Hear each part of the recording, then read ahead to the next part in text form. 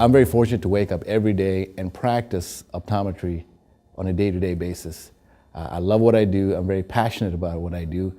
And I think it's important for healthcare practitioners like me to actually serve the community not only as a leader, but as an educator. And by educating our community members and giving them the knowledge, we can actually provide some great insight of how to take care of their health and how they can lead active lifestyles and have a life well spent.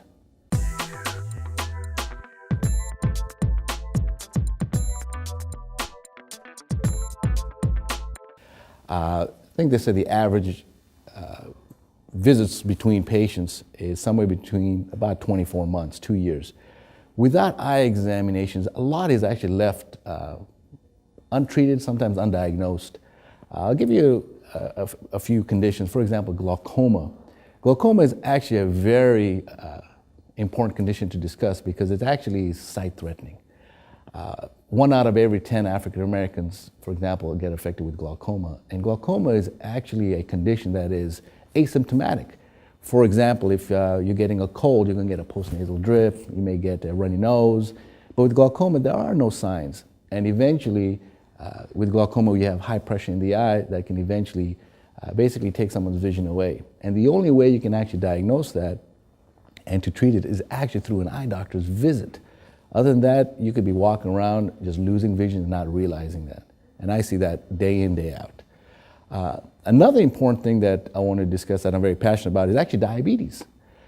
When people are pre-diabetic, a lot of times you can actually see what we call hemorrhages or blood spots in the back of the eye in the part we call the retina.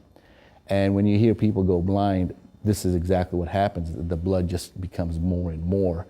And through an eye exam, when you get dilated, you actually see some of these blood spots, and you can always refer them to the internal medicine doctor to actually get a thorough check.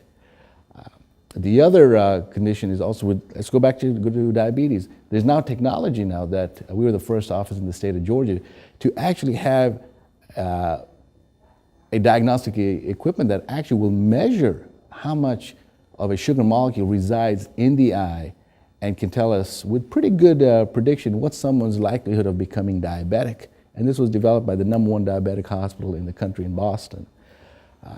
Hypertension is another thing that affects our community, especially with African Americans and Latin as well as Asian. We can see a lot of changes in the blood vessels. Arbitrarily, you don't see that amount when you go to your regular doctor. They're just doing a quick look. So this is one thing that if you don't get checked, we don't know how well is it affecting your eyes. And diabetes and high blood pressure affects vision considerably. Another aspect is ultraviolet damage. Ultraviolet damage has been thought of as being one of the major problems in the back of the eye. In fact, they say the #1 form of cancer, I remember reading this article, neck and above is actually in the eye. And the majority of the contributing factor is ultraviolet. And ultraviolet comes from the sun. Ultraviolet not only can cause major problems in the back of the eye, potentially leading to what we call macular degeneration, but it also can contribute to cataracts, changes of the periocular tissue around the eye. Because of the intensity of it, we have a great amount of intensity of ultraviolet outside. It basically, not necessarily burn, but just scars the tissue around the eye, and it makes you look older than you really are. The other aspect is it can change the composition of the tissue on the white part of the eye, causing what we call a pterygium and a pinguecula, which are conditions seen in very hot equatorial areas or even in people who are outside performing, whether it's a construction worker or whether it's a farmer. It leads to redness of the eyes, it leads to watery eyes, and that could be very uncomfortable for patients. And the only way to really diagnose these is through an eye exam. Patients that also have constant eye infections, and we're talking on the lid, for example, like styes that commonly we see. And I see that day in, day out.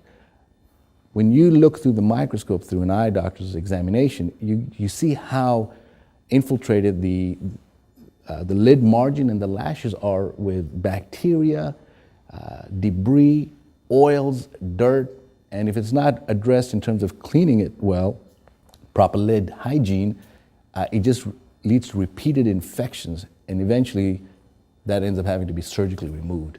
So these are all things that are important to actually be seen, and these are only done through an eye examination.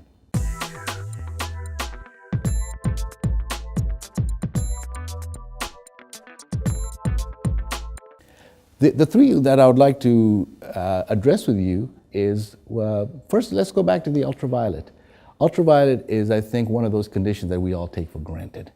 A lot of times we really don't think of that because we actually wear clothes. So a lot of the clothes absorb the ultraviolet. But it actually goes into the eye and causes major problems, which I just discussed a few minutes ago. So that is what, as much as it's been around for a while, I still think it's understood. It's not given its importance that it should be. Anytime we're outside, regardless of whether the sun is actually out, people should be wearing proper eye protection, and preferably polarized sunglasses or glasses that actually protect them with ultraviolet protection so that it doesn't manifest into these problems we just discussed. It also serves to protect people from macular degeneration, which is the number one form of blindness, 60 and above. We also want to control people from developing cataracts at an earlier age, and with the ultraviolet protection, we can actually achieve that. The other aspect that actually is great new technology that the general public is not really aware of, but is actually catching steam, is that of blue light. Blue light, in case our viewers are not aware of, it actually is what we call short wavelength of light. And that comes from the visible spectrum in around 400 to about 460, 480 nanometers. It's that blue in Roy G. Biv. So that B is what we talk about, short wavelength. And blue light stems primarily from electromagnetic waves and devices. What are these devices? Laptops, cell phones, smartphones, tablets, monitors, TVs, including of LED lighting. All these devices release blue light. And what blue light has shown to cause is major problems in the back of the eye. First, it can cause potential problems in the retina, which can lead to macular degeneration again. And this is new science that is just picking up steam in the last 2 years or so. The second aspect, it can cause a lot of people's vision to actually get really tired and fatigued. The third aspect, which is important for our viewers to know, is blue light has shown to cause an inhibition of the brain's ability to produce melatonin. And melatonin is needed for us to sleep. So when you have your average amount of time somebody spends on the computer is about 8 to 10 hours a day, not including their devices when they're home, they're having a hard time sleeping. So what do while they're in bed? They grab their phone and try to tire themselves out by exercising their ability of reading, saying, I'll read on my iPhone or my Kindle, and maybe that'll get me to sleep. But that's actually the opposite, because now you're getting more blue light in your eye, and that contributes to a further problem. And the disclaimer is, these things don't happen, and the damage does not occur today or tomorrow. It's based on the amount of time and cumulative damage or cumulative exposure. So down the road, we're looking 15, 20 years, we don't know what the implications are going to be, but we know there's going to be some type of damage, and unfortunately, that damage may be pretty severe.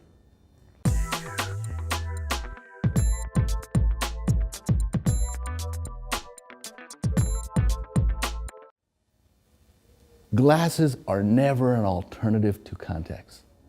Glasses is a must. Contacts is what I call supplemental.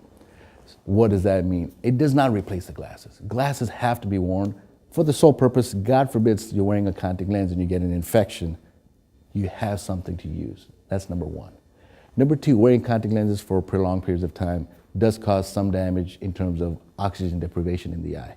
So in order to maintain good, ideal health, somewhere between 8 to 10, with now the technology we have, we can go up to about 12, 13 hours comfortably. Then when you come home, you take them off, wear your glasses. So that's the disclaimer I want to actually add up front, that glasses is fundamentally important. That's your foundation if you have vision correction. Now with children do fantastically well with contacts because they're actually eager to understand that, their habits are still relatively non-demanding. Us adults, we're always so busy, we don't have sometimes to follow protocol. but kids actually do really well. I always like to start out with the kids, as early as even 10 years in sports. Because constantly, if they happen to be wearing glasses and they're playing baseball and they're sliding, sometimes the glasses can get in the way. Or even if they're playing football, soccer, but the contacts will actually give them better peripheral vision. So they'll actually see much better and actually be more productive and more effective in whichever sport they happen to be in. So kids do actually very well. The one thing I do want to address with you in terms of contact lenses, there's a new type of contact lens that is now picking up some direction. It's been a while for a while, but this now actually is treating a problem. It's called myopia progression. It's commonly known as orthokeratology, or layman's terms, corneal reshaping. It's a hard contact lens that actually people or kids would sleep with. And when they would sleep through the night, after about 8-10 hours, when they wake up, they would actually take it out and they would see crystal clear, which is the opposite of what we learn. We think when we wake up, we put our contacts to see. But now there's this hard that you would sleep with, which is against what we've always said. But this is a different type of technology. And when they come wake up, they actually take it off, and it flattens the cornea and gives them pretty good vision, almost to a point 20/20. And then as the day progresses, it actually bounces back out of muscle memory, and then they may need the glasses towards the later evening. And this slows down the progression of their nearsightedness. And this is commonly seen in nearsightedness control, because that is actually a worldwide pandemic, we call it. Because nearsightedness can lead to retinal detachments, it can lead to cataracts, it can lead to glaucoma, retinal tears, and these are pretty significant visual problems that we're trying to prevent. So with children, within the certain parameters, if they fall into that, they can definitely use this and will actually give them better control of their nearsightedness down the road. So when they are 20, the glasses are not as thick. Now keep in mind, I said it slows down between 40 and 50%, doesn't necessarily eliminate it.